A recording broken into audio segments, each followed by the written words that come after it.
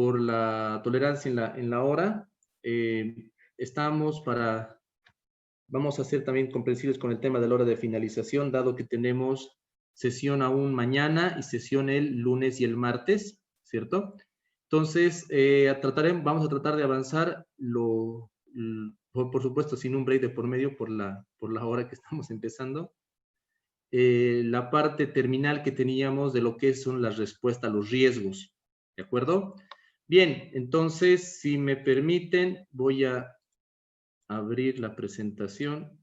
Si tengo algún problema y no la visualizan, por favor me avisan. Ya el Zoom no ha estado, no sé si por algún tema de actualización no ha estado totalmente afable el día de hoy. Okay.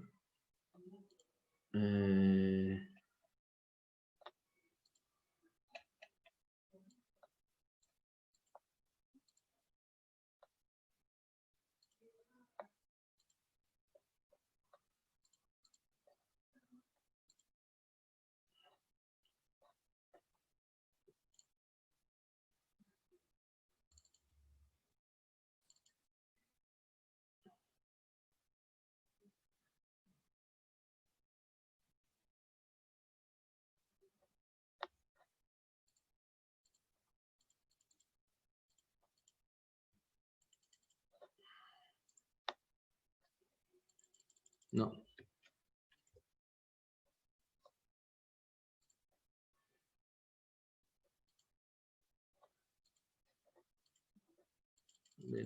No voy a poder compartir así.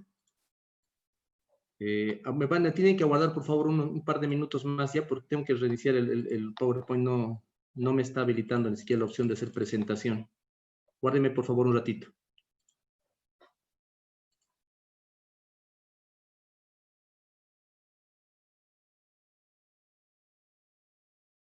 Les decía, haciendo un poquito de memoria a lo que habíamos revisado en las dos sesiones anteriores. Bueno, la primera nos concentramos revisando el tema de la NIA 500 en cuanto a los aspectos de evidencia, la NIA 501 en cuanto a temas de consideraciones para determinadas áreas, la NIA 505 de confirmaciones y la NIA 510 de la parte de los encargos y la parte de los saldos de apertura, ¿verdad? Respecto de esta parte, ¿le ha quedado duda a alguien que quiera manifestarlo ahora o callar para siempre?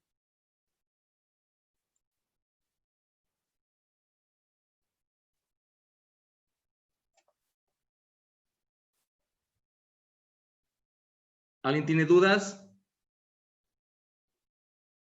¿Nadie tiene dudas o están enojados conmigo?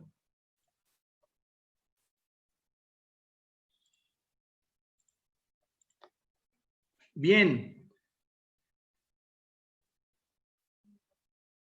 De la parte 2, ¿cierto? De la parte 2,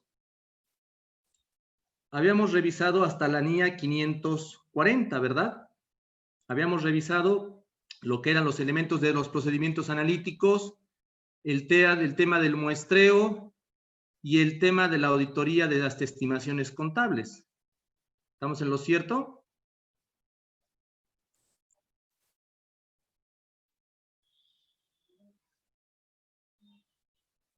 Bruno, Ángel, ¿estamos en lo cierto?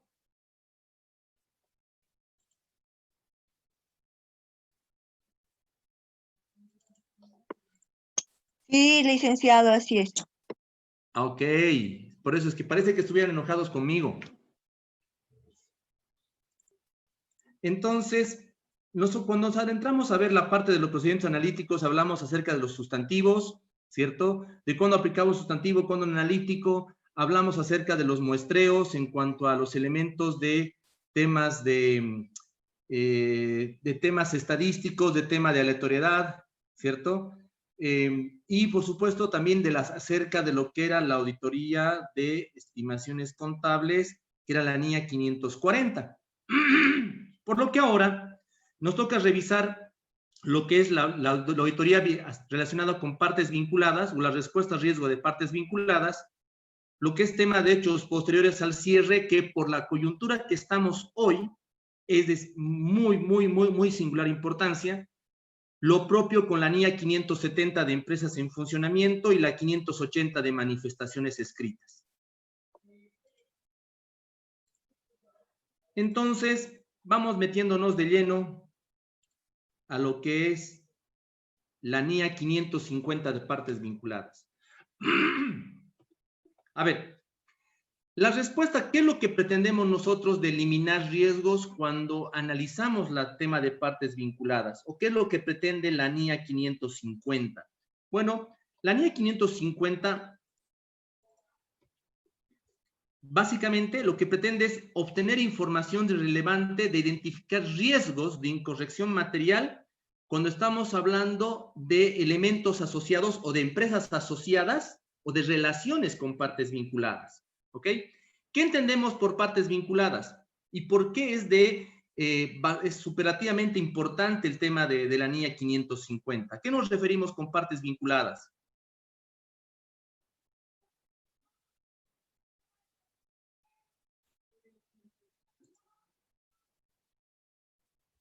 Diana, Doris, Emerson, Eric. ¿A qué me refiero con partes vinculadas?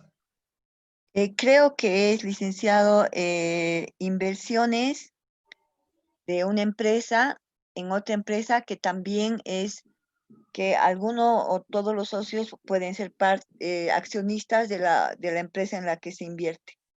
Ok, muy bien. Número uno, hay una situación de vinculación a nivel, ya sea patrimonial o ya sea de inversión, cuando participa una asociada, ¿cierto? Cuando yo como empresa A tengo inversiones en la B, eso es para mí una empresa asociada. Pero esta NIA 550 va más allá de las relaciones de inversiones, por tanto, voy a compartir con ustedes una presentación que no es parte directamente de la NIA, pero es para que comprendan lo que es una parte vinculada. ¿Alguien más quiere opinar mientras yo busco la presentación esta? ¿Qué es una parte vinculada?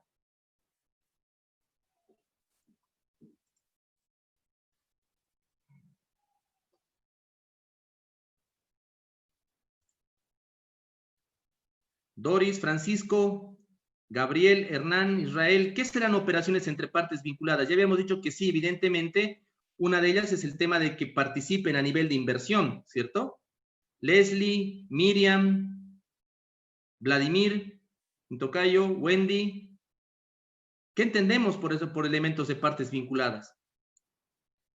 Bien, para poder comprender qué es una parte vinculada, ¿ok? Me voy a ir por un momentito solamente a lo que es la NIC 24, ¿de acuerdo? La NIC 24 se relaciona a lo que es información que se revela sobre partes vinculadas y vamos a encontrar ahí algunos elementos. Dice, ¿qué son partes vinculadas? Las partes vinculadas, ¿ok? Son situaciones de negocios que se dan entre conglomerados o relacionados, ¿ok? Que no se darían de otra forma si fuesen terceros, ¿ok? Si fuesen terceros. Por ejemplo, ¿cuáles son las transacciones entre partes vinculadas? Y van a encontrar ustedes cuál es la importancia cuando se audita partes vinculadas.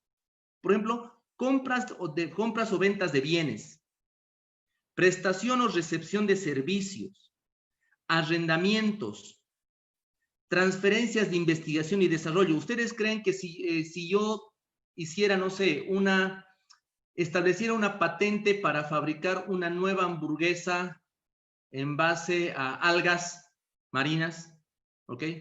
Lo que nosotros en La Paz le conocemos como cochayuyo, ¿ok?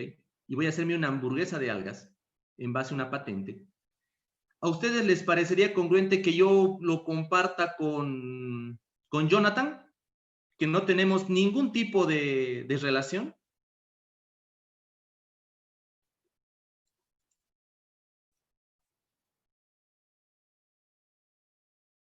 Todos están con micrófono habilitado por si acaso para que puedan hablar.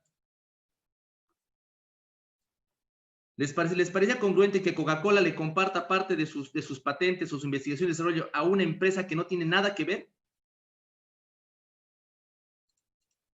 No, no lo va a hacer, ¿cierto? Por eso es que este tipo de operaciones solo se da entre partes vinculadas, ¿ok?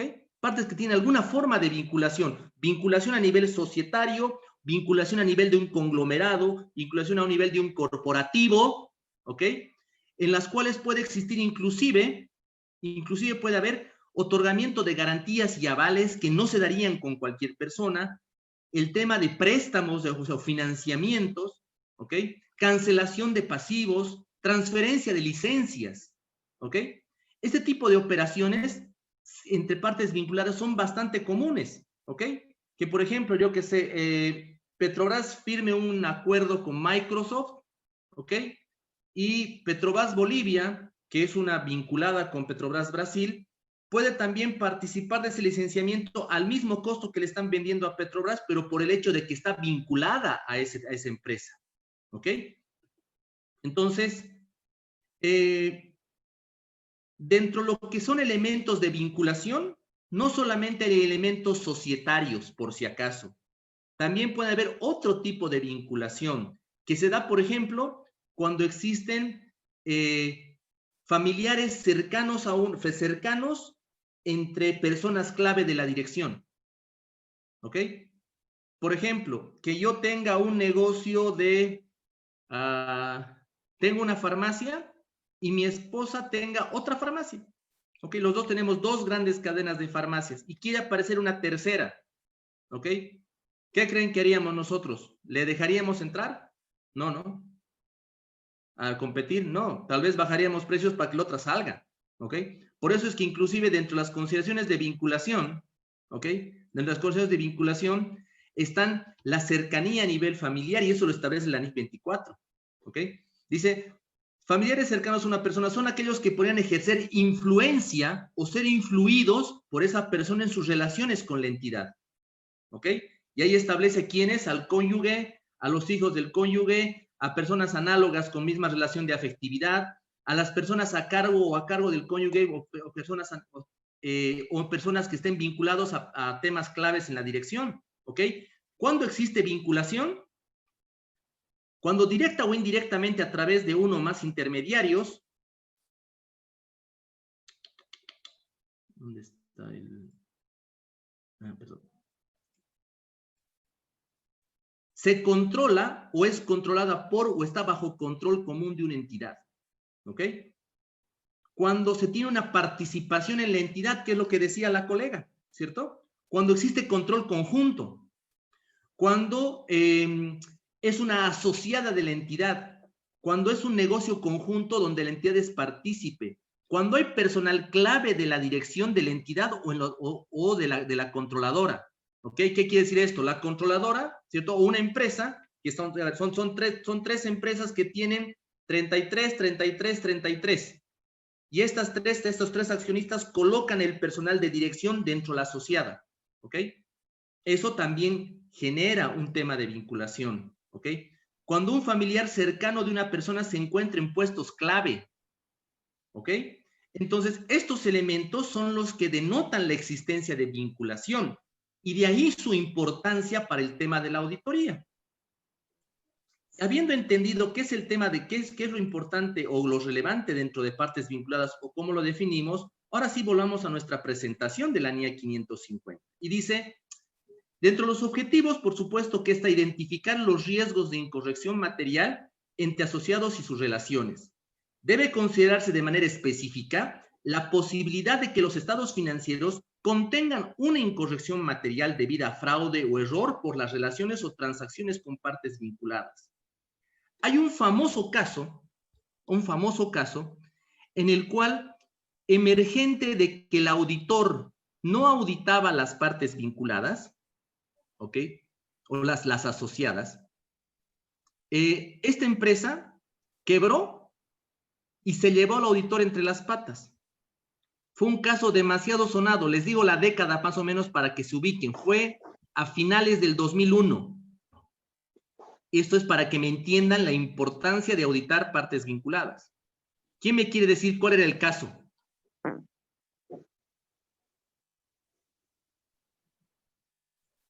¿Cuál era el caso? ¿Quién me dice? ¿Era local o internacional? Fue re internacional. Se llevó entre sus ropas a la firma número 1 de prestación de servicios de auditoría y consultoría impositiva en el mundo. Emergente de eso, ahora son solo Big Four y antes eran Big Five. ¿Quién sabe del caso? A ver, bueno, cultura general en materia... ¿Era Enron? Muy bien. La respuesta del Listen Jonathan no vale porque es organizador. Muy bien, Bruno. Muy bien, Gonzalo. Muy bien, colega. Excelente. El tema de la Enron. ¿Ok? Y el tema de la Enron es una situación emergente de la no aplicación a cabalidad de la NIA 550. ¿Por qué? ¿Qué ocurrió? ¿Cuál es el contexto de la problemática? Enron era una firma de exploración y producción de petróleo a nivel mundial sumamente grande, y que para poderse fondear empezó a sacar financiamientos en sus diferentes subsidiarias y asociadas a nivel mundial. ¿Ok? Que por su bajo porcentaje de participación o la no evaluación adecuada de la influencia que ejercía la Enron sobre estas subsidiarias, Arthur Andersen no auditaba estas empresas, no las auditaba. Como no las auditaba, no sabía que en esas subsidiarias o asociadas se estaba escondiendo financiamiento, se estaba escondiendo pasivos por préstamos. Vino el tema de no poder Enron seguir cubriendo los préstamos y entró en cesación de pagos, ¿ok? Y reventó ahí la bomba de que Enron tenía escondidos pasivos en sus subsidiarias a nivel mundial. ¿Ok? ¿Quién fue el principal sindicado como culpable de los errores materiales y del fraude que se produjo en la Enron? El auditor. El auditor. Porque el auditor no reveló o no obligó que se revele o no calificó dictamen por su no revelación que existían operaciones entre partes vinculadas de préstamos bastante importantes. ¿Ok? Bastante importantes. Por tanto, esta NIA 550 dice, regula las responsabilidades de los auditores en relación con las partes vinculadas, sus relaciones y sus transacciones. Es muy común que entre partes vinculadas existan operaciones que se llaman operaciones overhead o transacciones overhead. ¿Qué son estos? Son costos corporativos que cobran las empresas, las matrices o las controladoras, por soporte en servicios administrativos, servicios de tecnología, etcétera, ¿cierto? Que lo que hacen es generar un mayor ingreso para la matriz, generar un mayor gasto para la subsidiaria o la asociada, gasto que es deducible y por tanto tiene un menor pago impositivo, ¿cierto? Entonces, a mayor gasto, en lugar de que la dominante o la controladora o la matriz obtenga o gane de dividendos, se garantiza su dividendo a través de operaciones de overhead. ¿Ok? Dice, destaca el enfoque de la valoración de los riesgos y la respuesta a estos riesgos cuando existen este tipo de operaciones. Por tanto, cuando se audita partes vinculadas, el tema del escepticismo profesional es crítico, puesto que existen transacciones significativas, ¿ok? Que pueden ser ajenas al objeto social de las partes vinculadas. Por tanto, cuando yo audito partes vinculadas, se presume que existen riesgos significativos. ¿Ok? Se presume que existen riesgos significativos. ¿Cómo denoto entonces estas operaciones de partes vinculadas? Ya les he dicho, compras y ventas. Por ejemplo, yo les pregunto, ¿aquí en Bolivia está regulado el tema de precios de transferencia a nivel de empresas locales? ¿Qué me dicen? Wendy, Vladimir, Saraí, Miriam, Madeley, Mauricio, Leslie, ¿están reguladas?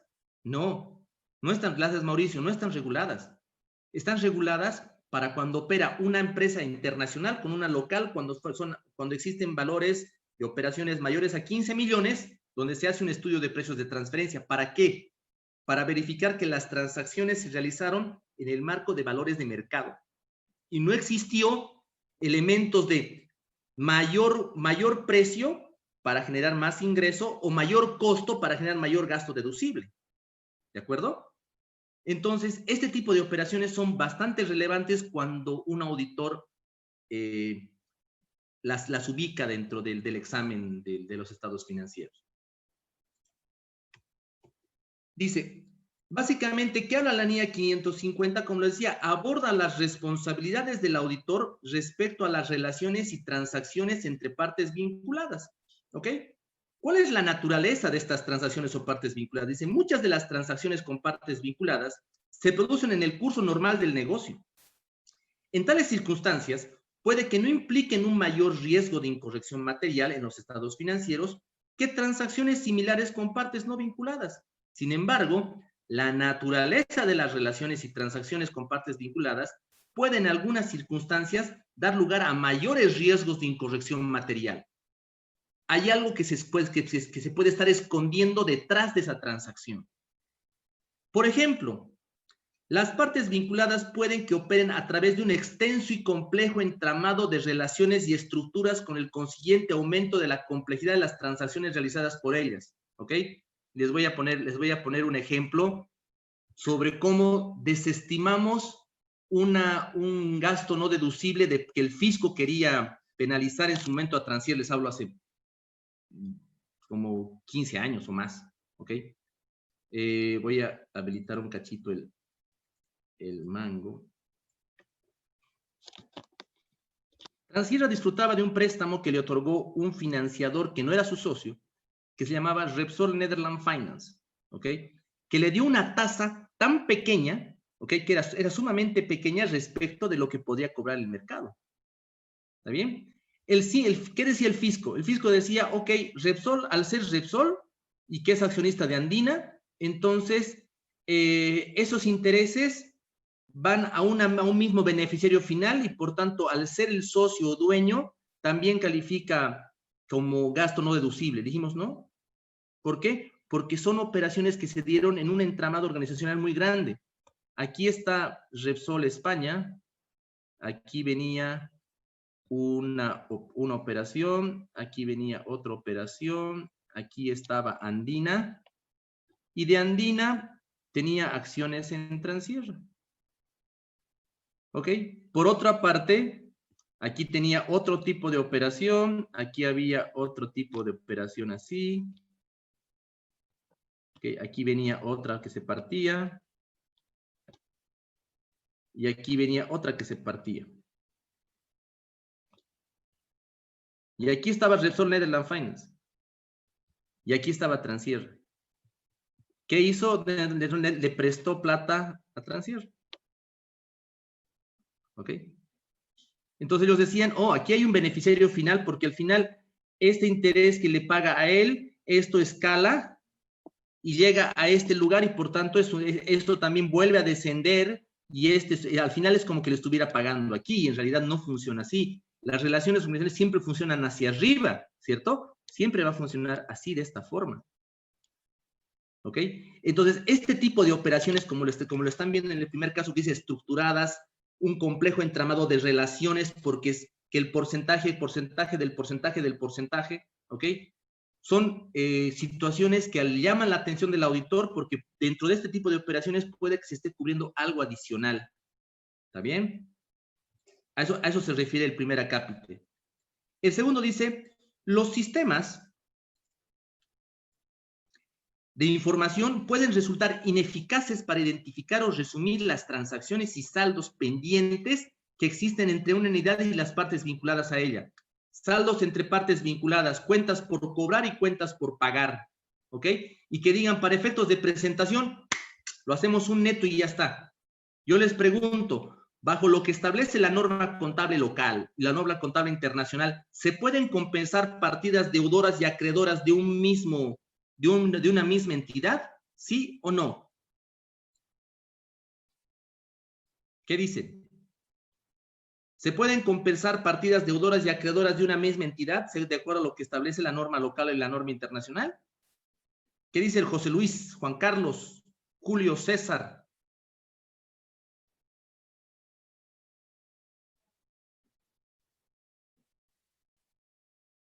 Norma local y norma internacional. ¿Qué me dicen? ¿Se puede? No, no se puede. Se debe mostrar como elementos por separado, a no ser que exista un documento que sea anuente con la compensación. ¿Ok?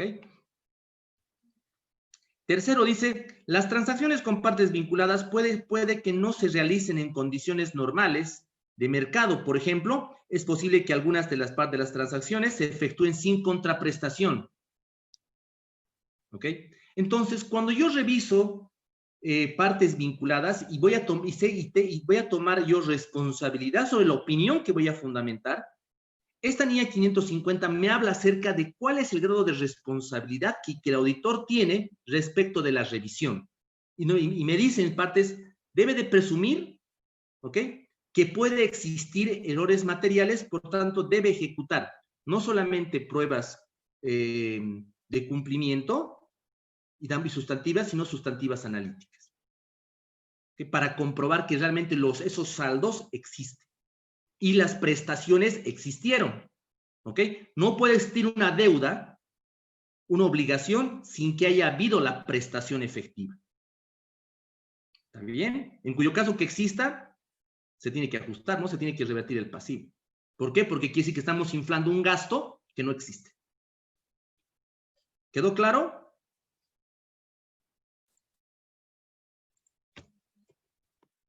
Disculpe, licenciado, no, ¿por qué estaríamos inflando un gasto que no existe? ¿Se puede repetir? Claro. Como dice acá, dice, las transacciones con partes vinculadas puede que no se realicen en condiciones normales de mercado. Por ejemplo, es posible que algunas transacciones con partes vinculadas se efectúen sin contraprestación. ¿Ok? ¿Qué quiere decir esto? Que una importadora en Chile, en Iquique, que le vende vehículos a una empresa local, ¿ok? Son partes vinculadas porque el dueño es el mismo, solamente que como están en dos países diferentes, no hay forma de establecer la vinculación de tipo formal, ¿no? El dueño es el mismo de la importadora local boliviana y de la importadora que está en Iquique. La importadora que está en Iquique, como le vende vehículos, requiere registrar mayores ingresos, porque necesita mostrar mayores utilidades a su banco en Chile para que le siga financiando. ¿Qué es lo que hace? Le emite facturas por honorarios logísticos, honorarios portuarios, carguíos, descarguíos, etcétera, hasta cargos administrativos, se los factura a la importadora boliviana. Pregunta, ¿esos servicios administrativos, carguíos, descarguíos, almacenaje, existen en realidad?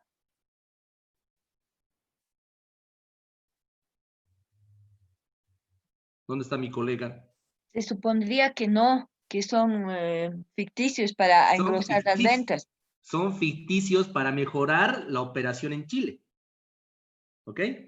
Cuando viene a Bolivia y el auditor está evaluando, ¿qué dice? A ver un ratito, estas facturas, ¿qué tipo de servicios? ¿Cómo lo prestaron?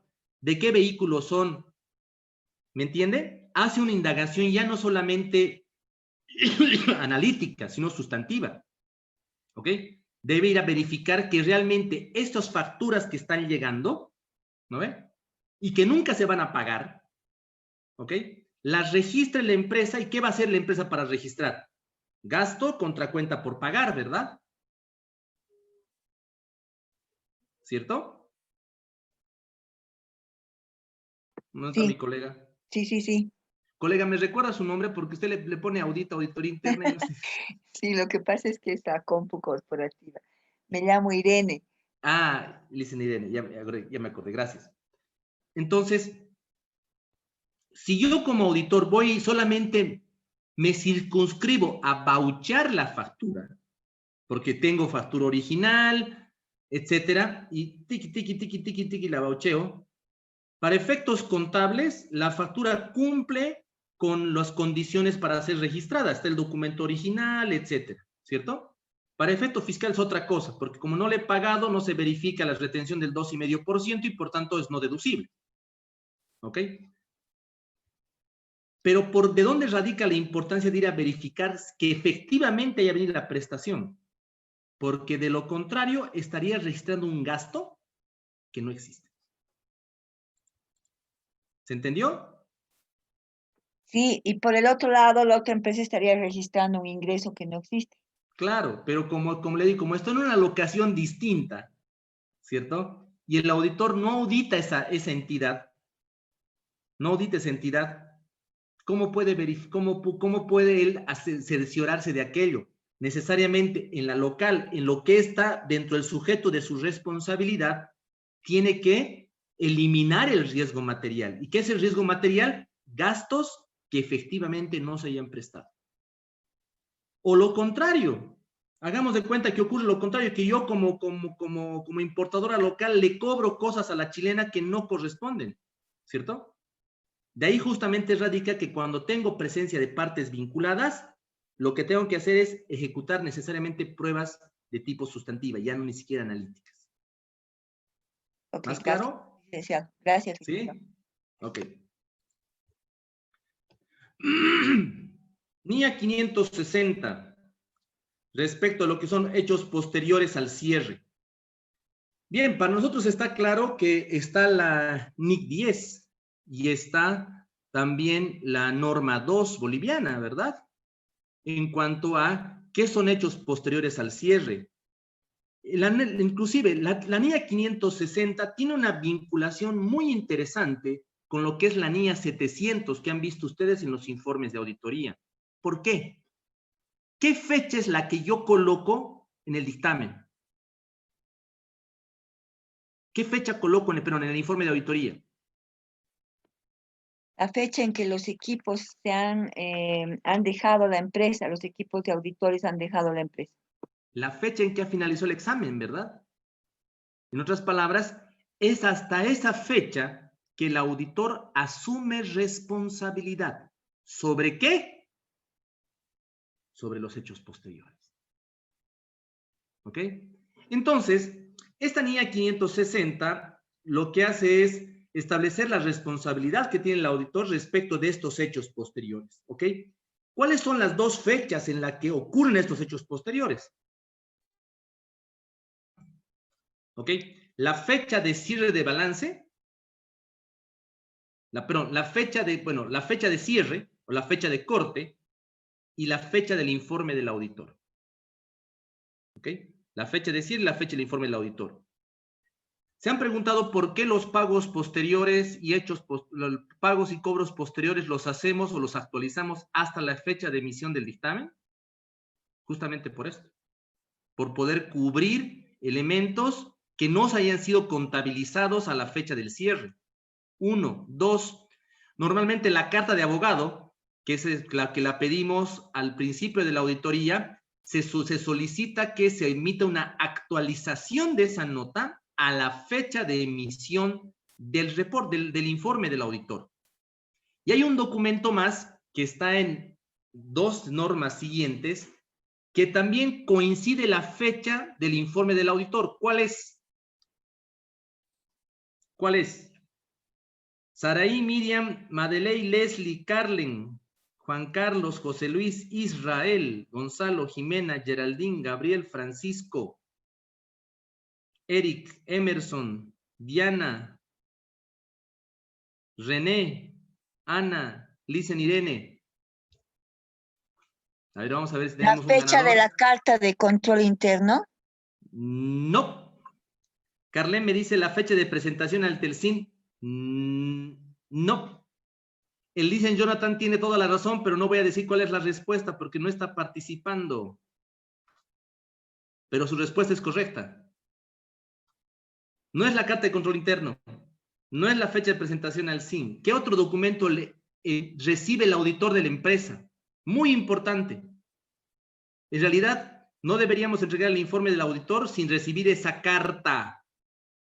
La carta de la gerencia. Muy bien, excelente. Qué capos que son, oye. La carta de representación, muy bien, Israel. La carta de manifestación, la carta de la gerente de gerencia. Tiene la misma fecha que el informe del auditor. Porque hasta esa fecha la gerencia nos está manifestando que nos ha entregado todos los registros emergentes del auditor y otras manifestaciones adicionales, ¿verdad? Bien, muy bien. El segundo elemento dice, hechos que llegan a conocimiento del auditor con posterioridad a la fecha del informe de auditoría, pero con anterioridad a la fecha de publicación de los estados financieros. Hay una técnica que me refirió una vez en un cliente, el socio de la firma, yo trabajaba en La Paz, que es mi mentor y mi maestro, le dice Juan Berna, que me pareció una técnica de pura caduquera. ¿Ok? Y me dijo que tenía que revisar el file de correspondencia.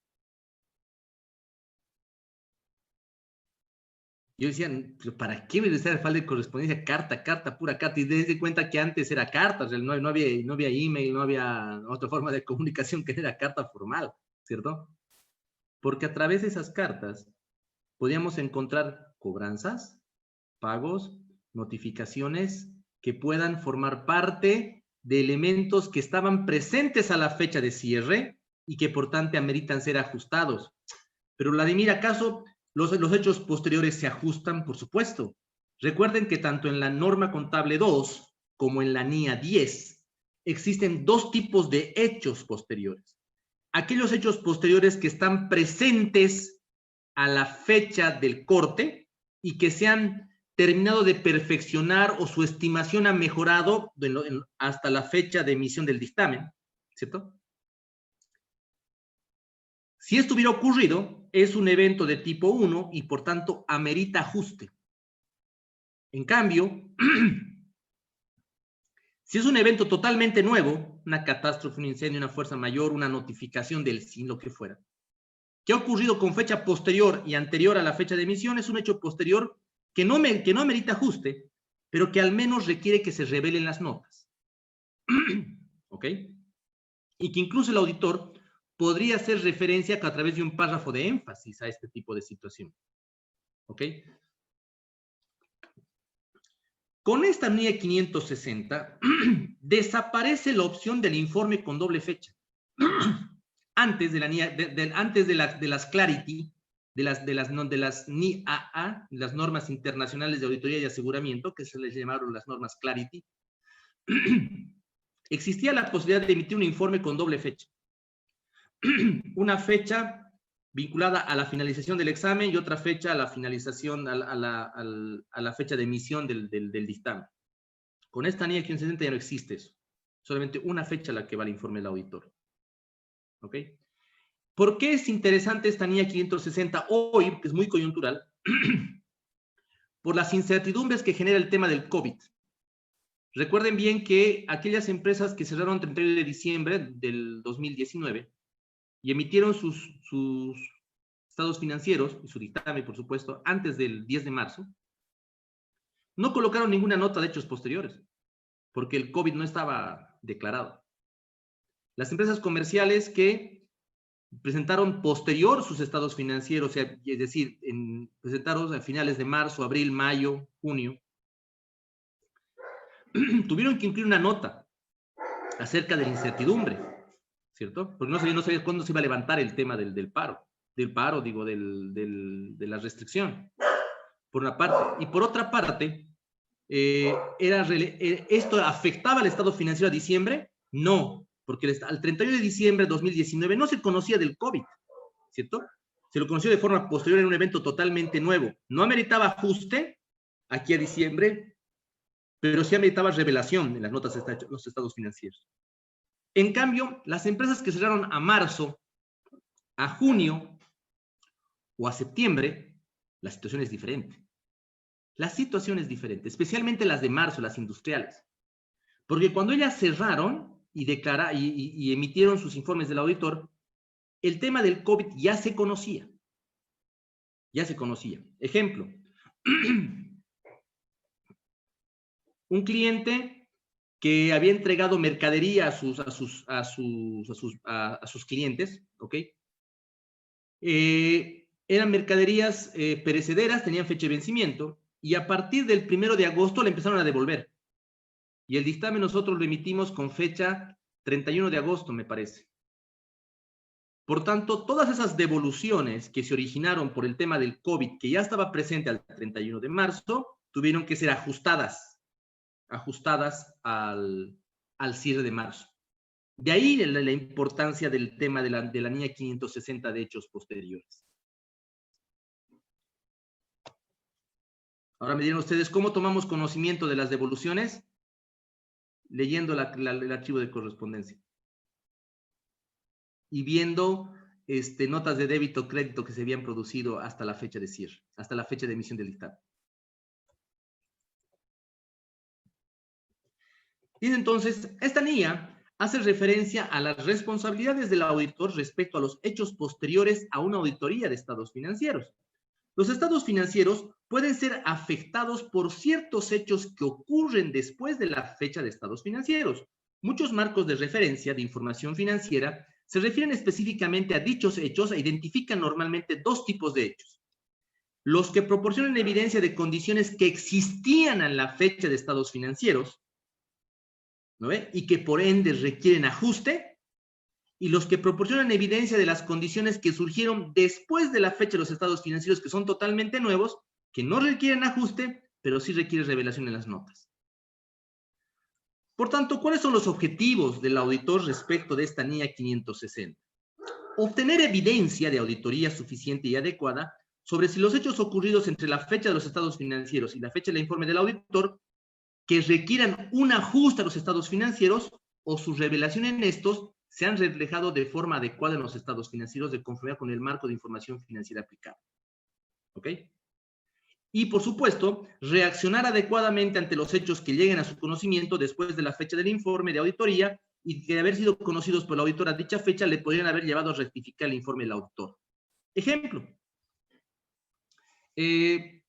Tenemos un proceso laboral iniciado el 1 de octubre del 2020. Según la inspección o según el criterio del inspector o la parte previa al proceso, que es la conciliación en la dirección de trabajo, se establece que hay un monto a pagarle por 50,000 bolivianos a una dama que trabajaba los sábados 2 horas y media, ¿ok? Trabajaba los sábados 2 horas y media, y que para efectos o por consideración consideración de la Dirección de Trabajo, estas son horas extras porque están por encima de sus 40 horas semanales. ¿Ok? Sin embargo, hay que tomar en cuenta que la empresa tiene horarios de lunes a viernes y sábado 2 horas y media. Eso es su jornada laboral. Vamos a proceso. Y en la primera parte todavía no se resuelve. Es decir, al 31 de diciembre, el juicio todavía no se ha resuelto. ¿Ok? Si se hubiera resuelto, tuviera que pagar 50,000 bolivianos, pero todavía no se ha resuelto. Pregunto, ¿corresponde registrar una provisión por pagar por bolivianos 50,000? ¿Sí o no? Todavía no tenemos ni siquiera sentencia. Nada. ¿Corresponde provisionar? ¿Sí o no? Lo que habría que hacer es apoyarse en una carta de los abogados. Los abogados tienen que mencionar que, aunque son muy reacios a hacer eso, a mencionar qué porcentaje de probabilidades hay de que se gane o se pierde el juicio y registrar la probable contingencia. Dicen, Irene, ¿usted sabía que dentro del mapa curricular de las carreras de Derecho a nivel nacional existe una materia que dice derecho 99-99, respuesta a los auditores? Cuando los auditores le pregunten cuál es el resultado del proceso, respóndale 50% fracaso, 50% éxito. Son demasiado chantas los abogados para poner una respuesta apropiada. Se rehúsan a contestar esas preguntas, es increíble. Y ¿no? sobre eso la empresa tiene que provisionar contingencia. Entonces, ya. ¿Es una contingencia? Sí. ¿Debo de provisionarla? La NIC 38 de provisiones activos y pasivos contingentes me dice, cuando es contingente yo no tengo que provisionar nada. Puedo revelar en la nota, pero no provisionarlo. Pero vamos a la segunda parte de la historia. Vamos a emitir con fecha 15 de marzo el dictamen Y el 28 de febrero llega el auto del tribunal en materia laboral que establece el pago de los 50,000. Pregunto, ¿se debe ajustar? O sea, como auditores nosotros debemos solicitar a la empresa que incorpore un ajuste de una provisión por procesos laborales. Repito, el informe del auditor se va a emitir con fecha 31 de marzo y el auto del juzgado sale el 28 de febrero. Y es contundente.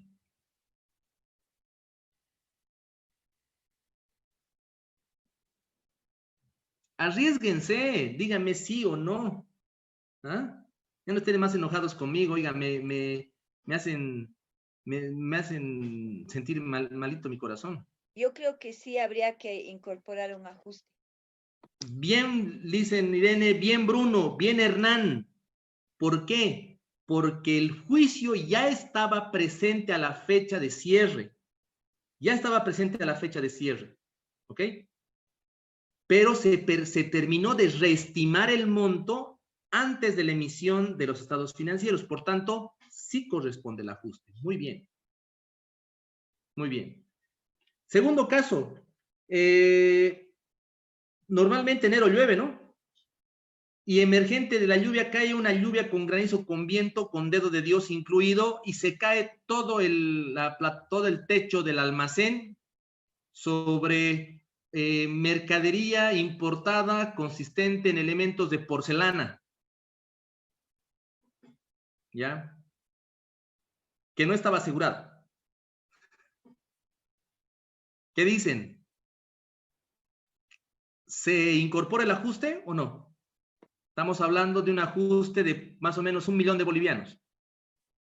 No, porque no estaba considerado cuando hemos terminado el trabajo de campo ay, No, el no trabajo estaba de campo no, considerado el cierre. el El cierre, cierre. 31 de diciembre, ¿no ven? Claro, no estaba considerado cuando hemos terminado el cierre, no había nada y este es un hecho de fuerza mayor. Hay que mencionar en las notas. Ok, muy bien, se menciona en las notas. Totalmente de acuerdo, se menciona en las notas.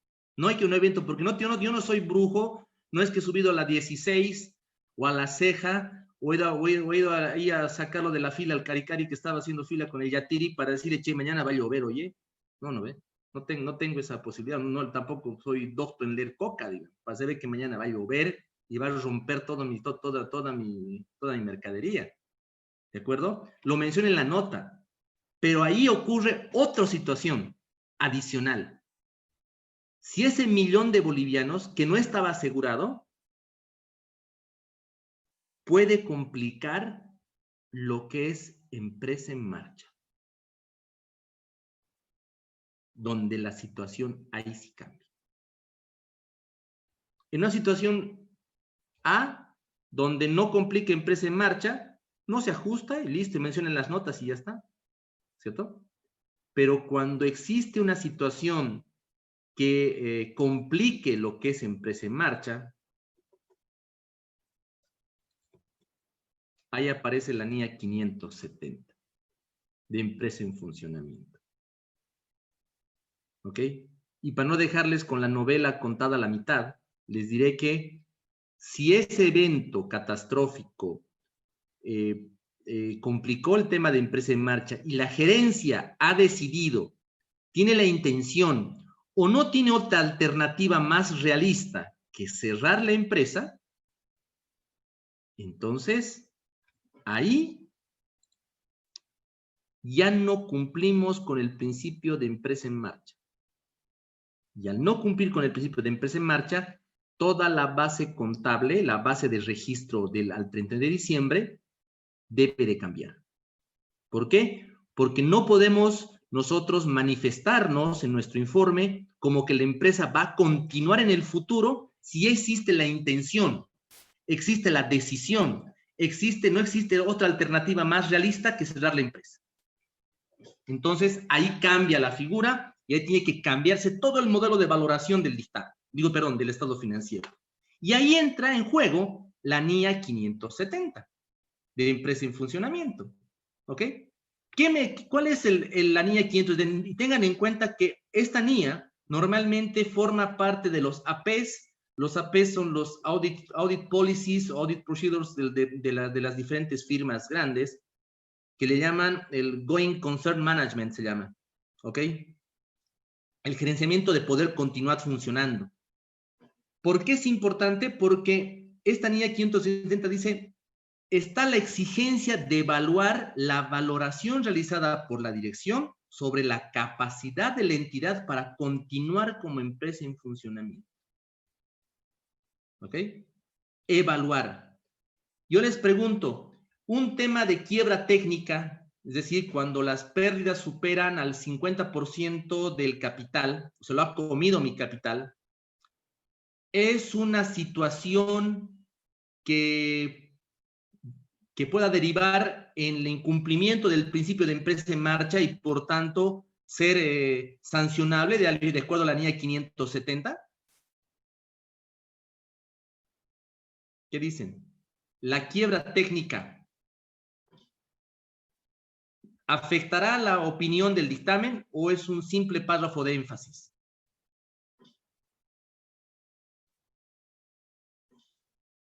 Qué preguntas complicadas en la noche, ¿no? Es que hoy es jueves.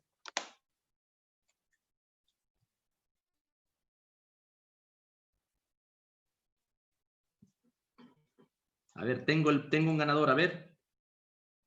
Me dice Bruno, no. Solo entiendo que es no, coma, párrafo de énfasis, ¿no, Bruno? Exacto. Entonces, cuando tengo una quiebra técnica, no quiere decir que la empresa no va a continuar funcionando. Muchas empresas tengan en cuenta que tienen a veces quiebra técnica porque por ciertas políticas contables que han tomado, especialmente con la depreciación, por ejemplo. Tiene una depreciación muy intensiva, son primeros años de operación, tiene poca experiencia, todavía no conoce el business, entonces puede llegar a una quiebra técnica, ¿cierto? Pero eso no inhibe que continúe funcionando. ¿Qué es lo relevante? Disculpe, licenciado, Sí. una consulta. Ajá. Cuando la empresa ha decidido cerrar la parte productiva y es una empresa industrial, ha decidido cerrar la parte productiva de la empresa, ¿afecta el principio de empresa en marcha? Sí. Eso que tú dices tiene un nombre. Se llama lockout. Y está en nuestra Ley General del Trabajo. Así como los trabajadores tienen la huelga, el empresario tiene el lockout. Y es el cierre de su parte productiva. Sin la parte productiva, la empresa ya no puede continuar operando. Porque no presta servicios administrativos. Y la auditoría que se ha realizado tendría que cambiar el enfoque ya no la haría como empresa en marcha. No, ya no, porque al haber establecido el lockout, ya existe una intencionalidad de discontinuación de operaciones. Por tanto, ya no es empresa en marcha, por eso cambia el modelo. Al cambiar el modelo, o sea, a ver, quiero que hagan un momento, se ubiquen una nota de estados financieros respecto de las valoraciones. Decimos, los activos fijos se encuentran valuados a sus valores de adquisición, ¿cierto? Tenemos la separación de partidas corrientes y no corrientes. Cuando existe incumplimiento de empresa en marcha, es decir, ya una intención de discontinuar el negocio, ya no puede haber no corriente, porque ya no hay perspectiva más allá de un año. Todo se vuelve corriente. Las bases de valoración cambian. Tanto los activos tienen que exponerse a valor de realización o a valor de recuperación, o en el caso de los activos fijos e inventarios, a valor de liquidación. En el caso de los pasivos, aparecen pasivos nuevos que se llaman pasivos onerosos, es decir, pasivos que emergen de contratos o de obligaciones contractuales, los cuales la empresa tiene que honrar. ¿Ok? Aparece el tema del desahucio. Entonces, Cuando hay un tema de discontinuidad, cambia totalmente. Si la empresa no ajusta y no cambia de modelo de valoración, el auditor no puede opinar con opinión no modificada. No puede.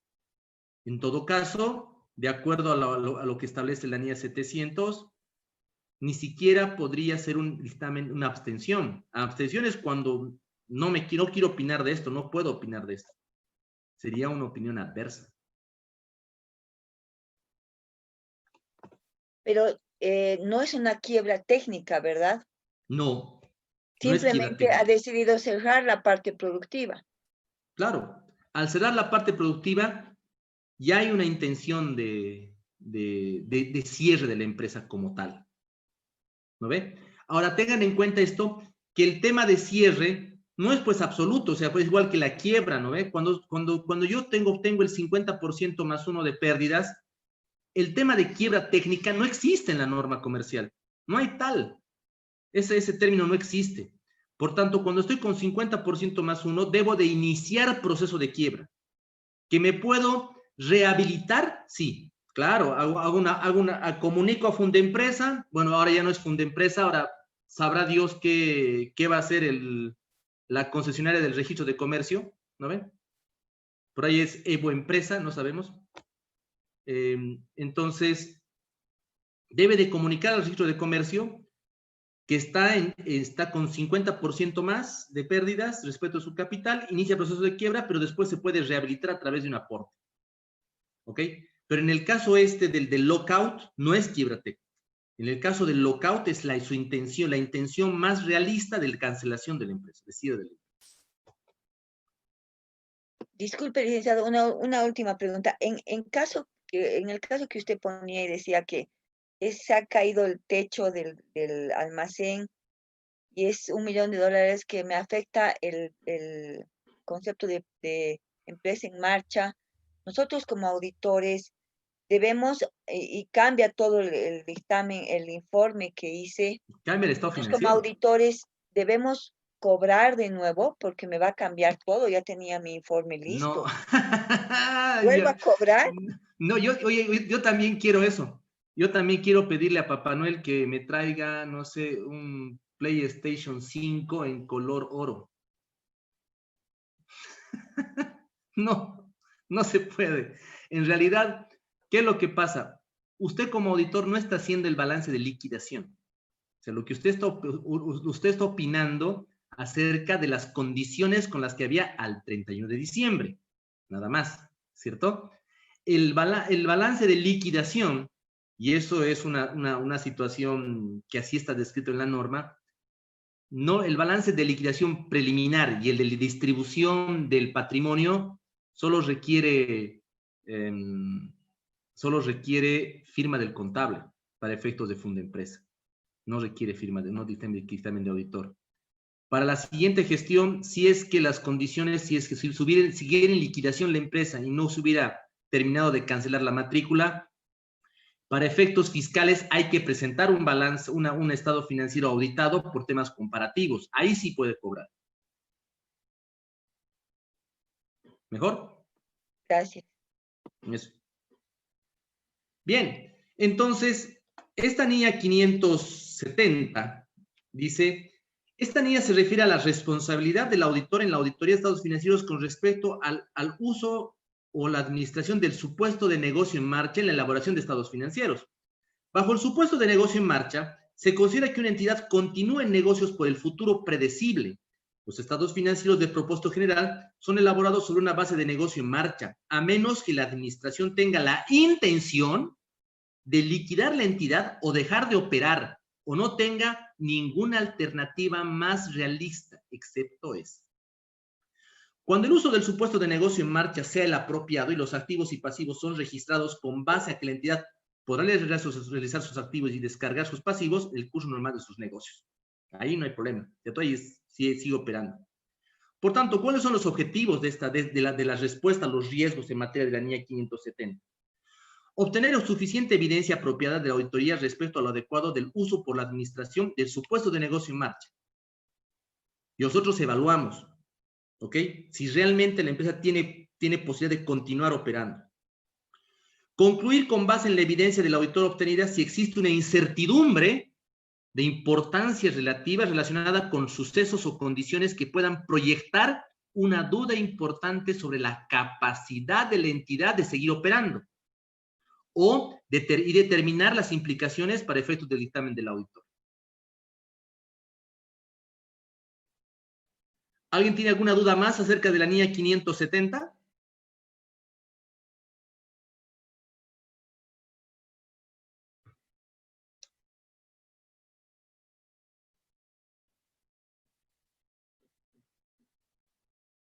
Listen, Jonathan. Sí, Lice, dígame. Hay examen, ¿no? Sí, ¿Y usted tiene el registro de quienes no hablan? Porque se me va a salir el docente de pregrado que tenía yo guardado hace como 10 años. Y voy a hacer fila columna. Somos 32 exámenes diferentes. Más fáciles para los que hablan y los que opinan en el chat, y para los otros durísimo. Más feo que comer piña sin pelar. sí, Lice, hay una constancia del chat y también de los participantes. Que Listo, ahí está. lo que el chat te Conste. guarda, Lice. Ok, dele, gracias. Bien, ¿hay alguna duda o consulta respecto de la NIA 570 de hechos posteriores? Les va a tocar a muchos ver este tema este año. Muchos. Es una de las NIAs bien coyunturales por lo que estamos pasando. Peor aún todavía con el tema de la no flexibilización del tema del aguinaldo. Está bien complicado. ¿Ok? Está bien complicado. Así que eso es algo que hay que tenerlo y tomarlo muy en cuenta. Bien. Y llegamos a la NIA 580, que es la última de nuestra serie de respuestas a los riesgos, ¿cierto? ¿Y cómo cerramos con broche de oro? ¿Ok? Todo aquello que la gerencia me ha entregado y del cual yo he tomado responsabilidad respecto de la opinión, respecto del examen, de la planificación, de la ejecución de mis pruebas de cumplimiento, de la ejecución de mis pruebas sustantivas, de mi muestreo, etcétera, todo aquello, ¿ok? El que me ha presentado todos sus comprobantes, todos sus libros, que no tiene otras cosas que presentar, que comunicar, que informar, que me ha pasado la carta de abogado, etcétera, etcétera. Todas esas manifestaciones, la gerencia las resume en una carta. Y es la carta emerge de las consideraciones de la NIA 580. Dice, establece la responsabilidad del auditor de obtener manifestaciones escritas de la dirección y cuando proceda de los responsables del gobierno corporativo de la entidad. O sea, que no solamente puede ser de la gerencia, sino puedo pedir carta al presidente del directorio o incluso al síndico. Las manifestaciones escritas constituyen evidencia del auditor similar a las respuestas a las indagaciones. Imagínense ustedes que los ñatos llevaban doble contabilidad, ¿ok? Llevaban doble contabilidad. Viene el fisco, ¿ok? Y les encuentra su servidor oculto, donde clonaban las facturas y llevaban doble contabilidad. ¿Ok? Dado que nuestro informe es un informe de certificación o de atestación para efecto fiscal sobre temas de cumplimiento tributario, el fisco podría pretender decir, él tiene también la culpa, él, usted, ese que está viendo el dedo, usted tiene la culpa. Yo le diré, no. Yo como Pilato me voy a lavar bien mi manito, uno por el COVID y otro porque tengo la carta de gerencia donde él dice que me ha entregado. Toda mi auditoría está basada en todo lo que él me ha entregado. Yo de esto desconozco totalmente. Por eso es importante que la carta de gerencia se aplique, digo, para el informe del auditor se aplique la frase que dice dando, que le complete la rima. ¿Quién completa la rima? Dando. ¿Nadie sabe la rima? Pajaritos volando. Eso, muy bien. Dando, pajarito volando. ¿No ve? Me das mi cartita y te doy tu informe, Chango. Así. ¿Ok? ¿Qué pasaría si no tuviera la carta de gerencia el auditor? Ah, bueno. Yo creo que debería persinarse 3 veces antes de irse a la cama todos los días. ¿No ve? Y encargarse un santo poderoso, así como yo me encargo para que vean, decía Vladimir de Hablador, así como yo me encargo a mi señor Santiago todos los días. ¿Ok? Tenía que encargarse a un santo, porque es muy peligroso no pedir carta de gerencia. ¿Ok? El auditor necesita tener la satisfacción de esas manifestaciones. ¿Por qué? Inclusive por la fecha. La fecha de las manifestaciones será tan próxima como sea posible, pero nunca posterior a la fecha del informe del auditor. Existe una obligación de denegar la opinión cuando la dirección no realiza las manifestaciones escritas. ¿Qué tal? Cuando existen dudas sobre la integridad de la dirección, que hace que no se puedan considerar fiables sus manifestaciones. Pues el tipo es más trucho que billete de 2 pesos. ¿Ok? Ejemplo. Siempre el ejemplo. Hace como unos 2014, unos 6 años. No me acuerdo si les conté el ejemplo, pero igual vale la pena contar. Un alumno mío de un diplomado en Cochabamba estaba haciendo una reconstrucción de un inventario. Y emergente de esa reconstrucción me llama para que lo pueda asistir para uno el tema de la reconstrucción y otro tema de orientación en materia de defensa fiscal porque estaban en fiscalización. Y esta empresa, para él, la época que le estaban fiscalizando, que era el 2010 o 2009, si no me equivoco, vendía mucho material a municipios y les vendía con factura clonada. Era muy trucho el hombre. No sé, vendían materiales por 200,000 bolivianos y facturaba 20,000 o 2,000 pesos y como las alcaldías antes no presentaban LCBs, puta, era pues quina cena. ¿Okay? Vino impuestos y le vino a auditar, vino a fiscalizar, estaban reconstruyendo su inventario. Bueno, al final salió todo bien el tema de la defensa emergente de una creación de dudas razonable, etcétera. ¿Ya? No lo llevaron en cana. Pero el tipo quería que la firma, o sea, como debemos tener tanto éxito con él y toda la cosa, que le hagamos la auditoría al ñato. Y él me ofreció todas las garantías. Me ofreció no solamente un honorario muy sustancial, como incluyendo una prima de riesgo, si quieren verlo así, sino que estaba dispuesto a firmarme una carta de gerencia al inicio y al cierre de la auditoría. Más o menos se confesaba de todo. ¿Ok? Y ni así aceptamos nosotros el cliente. Ni así. ¿Por qué? Porque teníamos dudas acerca de la integridad y de la fiabilidad de sus manifestaciones.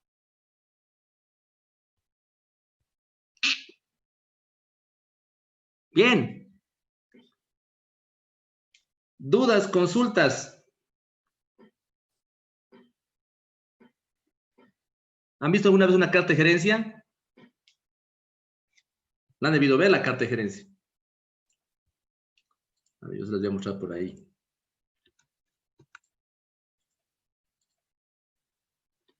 Me guárdeme un cachito, vamos a buscar una carta de gerencia.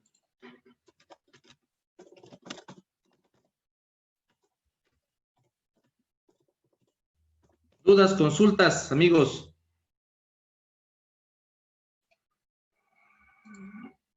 Carlen me dice, es decir, que en la etapa de ejecución es cuando se podría rechazar el trabajo antes de llegar el informe.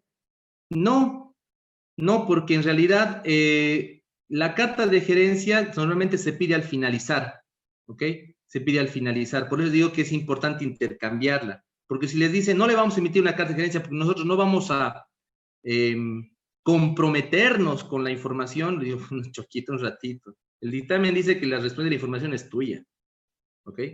Por tanto, es prudente intercambiar la carta con el informe. Siempre. ¿Ok? Dice, la etapa de ejecución es cuando se puede rechazar el trabajo. Normalmente el trabajo se rechaza en la etapa de planificación. Pero normalmente eso es parte de hacer un procedimiento que no está en las NIAs, que es parte de las políticas de las Big Four normalmente, que se llama de aceptación y retención de cliente. ¿Ok?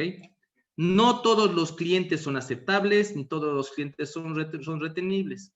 ¿Ok? Hay algunos clientes que hay que mostrarles el camino y decirles, mi hermano, ahí está la puerta, éxito. Vaya, siga su camino. ¿No ve? Otros que te piden que les ahorita ya más o menos sabes por dónde viene la cosa y dices, no. O haces un levantamiento y dices, negativo, compra facturas que da calambre. ¿Ok? Entonces, a tener en cuenta eso. A ver, yo aquí tengo una carta de gerencia.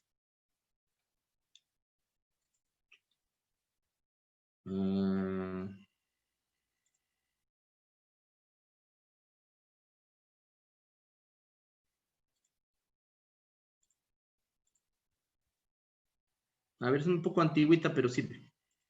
Parece la primera que pilla la mano. A ver, la primera que pillé. Entonces, si la opinión es adversa, sí o sí tiene que ser totalmente. Totalmente. Ahí no hay duda. Normalmente cuando no solamente adversa, cuando existe cualquier elemento de modificación de la opinión, que ya eso lo vieron, tiene que entregarse. Necesariamente. A ver, yo les muestro una carta de gerencia, como les digo, es antigüita, pero sirve. Dice, con referencia al examen de estados financieros de los que suben patrimonio, los mencionados estados financieros son responsabilidad de la gerencia. Vamos a ir aquí rayando un poco. A ver, ¿dónde puedo rayar esto?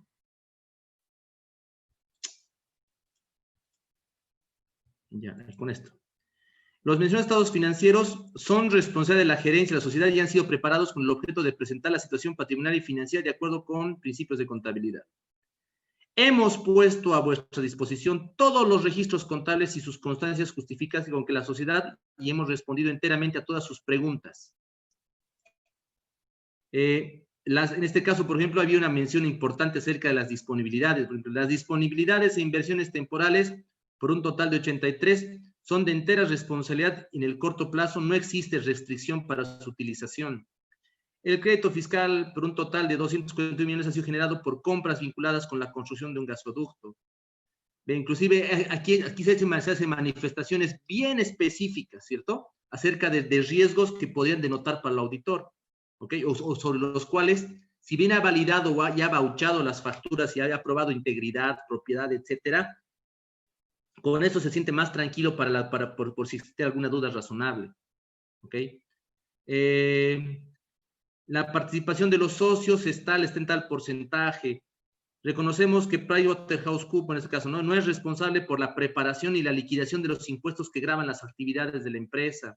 No conocemos la existencia de acontecimientos producidos con posterior al 31 de diciembre y hasta la fecha, pese a no afectar a los mencionados estados financieros, hayan provocado probable que lo hagan algún cambio de importancia. Las actas de reuniones y directorios llevadas a cabo no incluyen decisiones que podrían tener efecto en los estados financieros que no estuvieran registradas. No tenemos conocimientos de irregularidades que involucren a la gerencia o funcionarios con intervención relevante en el sistema de control interno. De acuerdo al conocimiento y las consultas efectuadas a nuestros abogados, no existen contingencias significativas en contra de la sociedad. Y declaramos quién es el asesor legal. Y ahí queda firmada la carta de gerencia.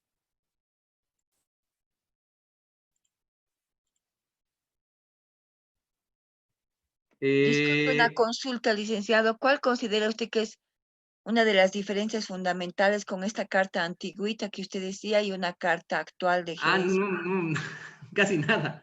Ok, casi nada. En realidad, la carta de gerencia no tiene un formato. ¿Ok? No es una receta de cómo pasar una torta.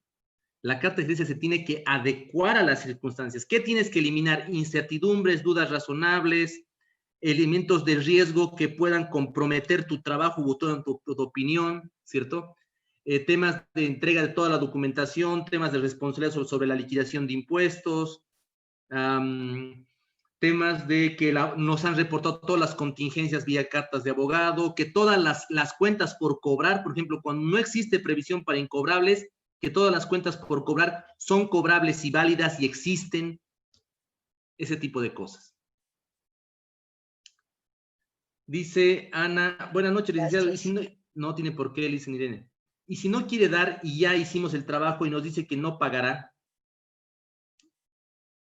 y si no quiere dar la carta y ya hicimos el trabajo y Dios dice que no pagará, ¿qué solución le podemos dar? Bueno, para eso está la carta arreglo. La carta arreglo funge como un contrato en materia civil y puede ser exigible ya sea por vía de arbitraje o por vía de un proceso ejecutivo, ¿cierto? Entonces, por eso, previo a tener esas cosas, es mejor obtener la carta con fecha antes del dictamen. Es decir, prepárame la mañana con fecha, por favor, de mañana, listo, y le das nomás su informe. ¿Ok? Entonces, esa es la situación. ¿Alguna consulta más, duda más? Miren, charlándose, ni siquiera hemos corrido, hemos hablado, hemos empezado a ejemplificar, nos hemos quedado charlando sobre los temas, y crean que terminamos el tema de los riesgos. Entonces, a pesar de haber rechazado, se nos va a cancelar, claro, pero mediante, no de abuenitas, ¿no? No de abuenitas. No de abuenitas. Yo soy un claro ejemplo. Yo tengo un trabajo, un servicio que presté hace 2 años y que se hace al güey, mi cliente no me quiere pagar, digamos. O sea, yo ya le voy a iniciar proceso civil de recuperación. Así viene la cosa, mis amigos. Esa es nuestra triste realidad de los auditores. Pobrecitos. Nos abusan por más porque nos ven cara de menso, como dice el chavo. Por eso es importante también en la carta arreglo, cuando se firme, la carta arreglo es súper importante. La carta de encargo. Firmar por valores. Cuando saben que es una auditoría muy peluda y que puede salir todo mal, o sea, puede el cliente decir, no, yo no voy a estar este informe ni nada, 50-50. Si es un auditor, si es un cliente de confianza, al que se puede discutir de confianza o tiene un enfoque de confianza alto, pueden hacerle 80-20, 70-30 o decirle directamente me lo paga cuando le entregue el informe, ¿cierto? Pero en clientes complicados, 50-50. En revalúos técnicos, 50-50 preferentemente. En revisiones de tipo estatutario, o auditorías estatutarias por pelea de socios, 50-50. Esa es la única forma de podernos garantizar. ¿Ok? Y en due diligence, licenciado, en due diligence. El due diligence normalmente no lo paga el cliente, ¿no? Lo paga el que me ha contratado para el due diligence. Sí, pero igual si no quiere pagar al final, ¿cuánto cobro? ¿50-50 igual? 50-50 igual. 50 a la firma de la carta arreglo y 50% a la entrega del informe del due diligence. Gracias. Esas son las únicas formas de podernos garantizar un poco. Cuando ya son trabajos que se saben que va a acabar mal y te quieren contratar, pese a que te quieren contratar, 70-30. Acerca de activos fijos que no estén a nombre de la empresa, es más que ni están declarados en su balance, incluso tengan uno que otro gasto a nombre, no a nombre del titular, ni también puede rechazarse el trabajo, es decir, desearle una buena suerte, como dijo. En realidad, cuando las empresas no tienen activos registrados, si no están a nombre de la empresa, no corresponde que se registre. Podemos incorporar una nota a los estados financieros, que digo, una nota dentro de la carta de representación que diga que todos los activos de la empresa disponen de documentos de propiedad que certifican la posesión y propiedad por parte de la empresa. Ahí lo cierran bien, ¿ok? Por eso también hace mucho el tema de redacción. Para eso voy a decir la materia de lenguaje en primer semestre. Ahora, cuando el tema de los gastos, si meten gastos que no son y no lo quieren ajustar, bueno, entonces hay que calcular si esos gastos superan el error tolerable o superan la materialidad pero de que son deducibles o no deducibles, totalmente, 100% no deducibles. Por ahí también le van a dar. ¿Ok? ¿Cuándo se le declara suerte T? Como les dije, cuando son enfermos que no se quieren curar. Por ejemplo, que compren facturas, un año compró facturas, no sé qué, bueno, ya, ahí hay una salvedad. Si el siguiente año, en las recurrentes, siguen comprando facturas, ahí mejor que busque su camino nomás el ñato. O no quieran facturar, me dice, o sea, que vendan elementos sin factura. Bueno, también ten en cuenta que en los procedimientos mínimos hay un espacio donde nosotros, auditores, podemos opinar acerca del tipo de comportamiento tributario. Y por otra parte, está también el tema de los anexos, ¿no? O sea, los ingresos no van a calzar con los anexos, porque una cosa es que registres el ingreso y otra cosa que calce con tu formulario. Por eso es muy importante la función y la herramienta para el auditor, que son los anexos tributarios, que vieron con mi directo amigo, el licenciado Rodrigo Burgos, me parece, ¿no? ¿Licenciado Jonathan? Sí, licenciado. Bien. Licenciado, Bien, mis amigos. una consulta, Señor. antes Claro. que termine. Con respecto a las estimaciones contables, más o menos a qué rubros se debe aplicar y cómo sería la evaluación de los mismos. ¿De cuál me dices? Perdón, no te escuché. Estimaciones contables. Pero donde están presentes las estimaciones. Por ejemplo, yo te pregunto, ¿en disponible están presentes estimaciones? No. No, dinero físico. Cuentas por cobrar, ¿hay estimaciones? En las cuentas por cobrar por sí, no, porque surgen de facturas. Donde hay una estimación es en la previsión para incobrables o en el deterioro de cuentas por cobrar, ¿cierto? En los inventarios, ¿hay estimaciones? Podría ser en el costeo de la materia, de la mercadería, del costeo de producción, si es que trabajan con costo estándar, que es una estimación, ¿cierto? Es una estimación. En la previsión por obsolescencia, es estimación. Después, ¿en qué más? En otros activos, gastos pagados por anticipado, negativo, ahí no hay estimaciones 100%. En activo fijo, estimación, la vida útil estimada, es estimación. Me dice, el porcentaje de utilidad bruta habría una estimación, no porque, dependiendo. La utilidad bruta emerge de una estimación que podría ser el costeo basado en costo estándar, ahí sí, pero normalmente el costo también sale directamente de valores con los cuales se han incorporado a los inventarios y se han convertido en costos, ¿cierto? En intangibles, estimaciones dentro de lo que son la amortización de los gastos de los activos intangibles, es estimación. En el tema de los pasivos, las provisiones son estimaciones, ¿cierto? Entonces, es en esos elementos donde sí actúan las estimaciones, mi estimado Jonathan.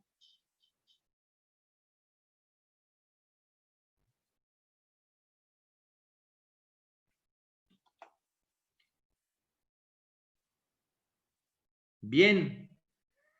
¿Hay alguna consulta más?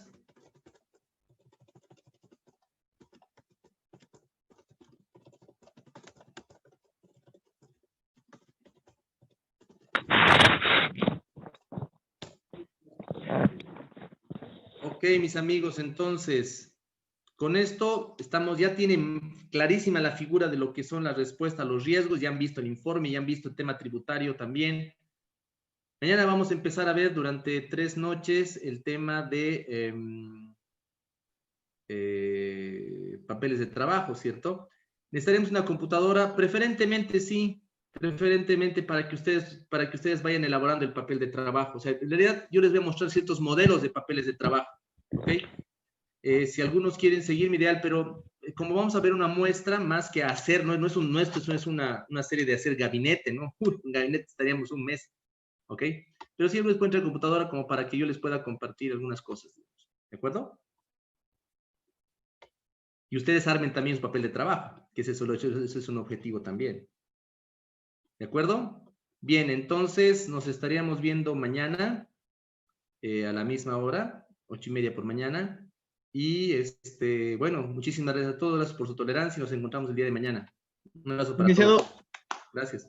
Lice, Señor. antes que se despida, Lice, ¿se recuerda que tiene que sortear ¿Un libro usted? Claro, pero lo vamos a sortear mañana con un Kahoot. Un Está bien, Kahoot de lo que vimos hoy día, ¿no ve? Y así el ganador se va tranquilo. Y los que no ganaron se van a ganar su premio consuelo. Un folleto del CIN. está bien, ¿Listo? muchas gracias. Ok. O un folleto de Ernst Young también puede ser. ¿Ok? Ok, mis amigos. Muy buenas noches. Hasta mañana. Que tengan muy buenas noches. Chao, chao.